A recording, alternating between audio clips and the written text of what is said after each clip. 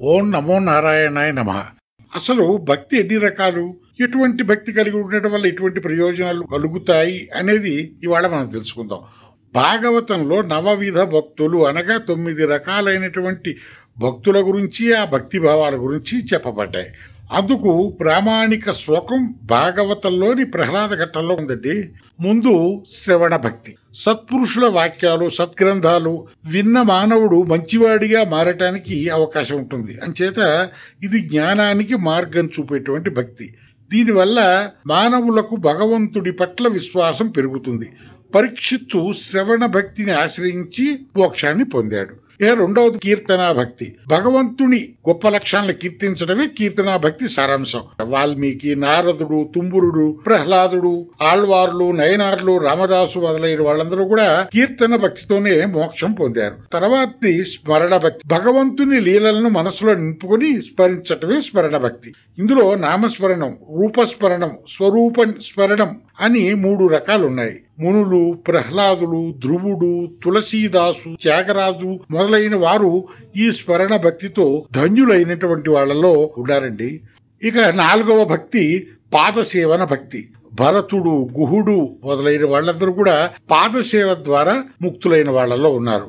ఆ తర్వాత అర్చన భక్తి. ప్రతిరోజు తులసి, పుష్పాదులు, ఇతర సుగంధ ద్రవ్యాలు సమర్పించి అర్చన చేస్తూ భగవంతుణ్ణి పూజించటమే అర్చన భక్తి. అనంతరం స్మరించుకోవాల్సింది వందన భక్తి. వందనం అంటే నమస్కరించటం. భగవంతుని యందు మనస్సు నిలిపి నమస్కరిస్తూ వారిని సేవించటం. కృష్ణ పరమాత్మ భగవద్గీతలో ఉద్బోధించినటువంటి విధానం ఇదే. ఎన్ని యాగాలు చేసినా, శాస్త్రాలు చదివినా భగవంతుని నమస్కరించని వాడు ఎటువంటి ఫలితాన్ని కూడా పొందలేడు. ఆ తర్వాతది దాస్యభక్తి. ప్రతి మనిషి తనకు ఇష్టమైన దేవునికి ఎల్లప్పుడూ సేవకుడై, దాసుడై భక్తి శ్రద్ధలతో పూజించాలి. కులశేఖరాళ్వారు దాస్య భక్తికి అత్యంత ప్రాధాన్యం ఇచ్చారు. హనుమంతుడు, లక్ష్మణుడు మొదలైన వారు దాస్య భక్తిని ఆశ్రయించి ముక్తిని పొందారు. అనంతరం తెలుసుకోవాల్సింది సఖ్యభక్తి. సఖ్యం అంటే స్నేహం. భగవంతునితో సఖ్యత ఏర్పరచుకున్న వాళ్ళు ధన్యులు.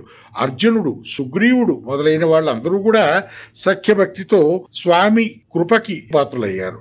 ఆ తర్వాత చెప్పుకోవాల్సింది ఆత్మ నివేదన భక్తి లేదా ప్రపత్తి అంటాం.